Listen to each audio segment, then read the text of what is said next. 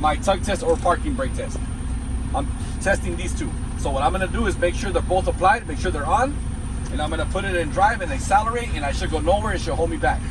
Put it in drive, accelerate. Okay, they're working good. They held me back. Now I'm gonna test one individually. I'm gonna test out my parking. So I'm gonna release my emergency trailer brake. Put it in drive, accelerate. Okay, it held me back. It's working good. Now I'm gonna try my parking. I'm gonna pull out my emergency, push in my parking. Now I'm testing out my emergency setting. Put it in drive, accelerate. Okay, it held me back. This is good. So this is a good test because they hold me both together and one in each one individually. I'm done with that test. My next test is my service brake test. Pushing both of them in, put it in drive, and I'm gonna accelerate no more than 5 miles per hour. As I do that, I'm gonna use my service brake here to stop.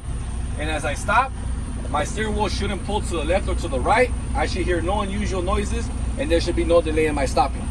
Okay, so I'll put it in drive, both hands on my steering wheel, accelerate no more than 5, stop, neutral brakes. Okay, this was a good test because it didn't pull left or right, no unusual noises, and no delay in my stopping. Now this concludes my air brakes, my in-cab, my tug test, and my service brake test. Now I'm gonna go outside and continue my pre-trip inspection. And that's the whole thing. Now,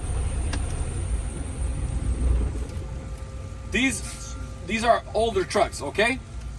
The increments, the way you read this, okay? This one goes by 20 increments, okay? Every time you see a 60, it's gonna go by 20. If you see a 50 there, it goes by 25 increments.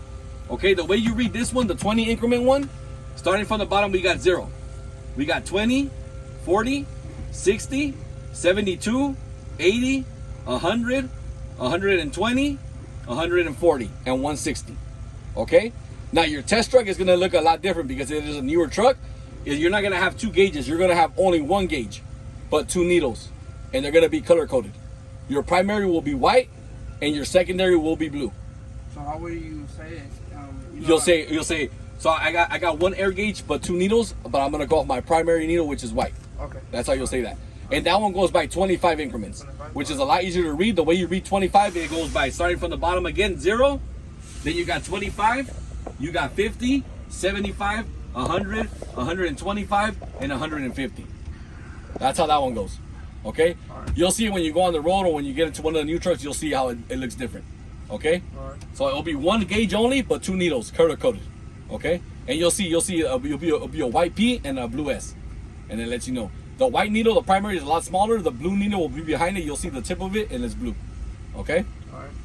So that's how that goes. That way you know how to do your readings. And again, like I said, when you give a reading, you could be off no more than 3 PSI. Okay? Try to be as close as you can. You could be lower or higher than 3 PSI, but as long as you don't pass that safe zone. Okay? So when you say the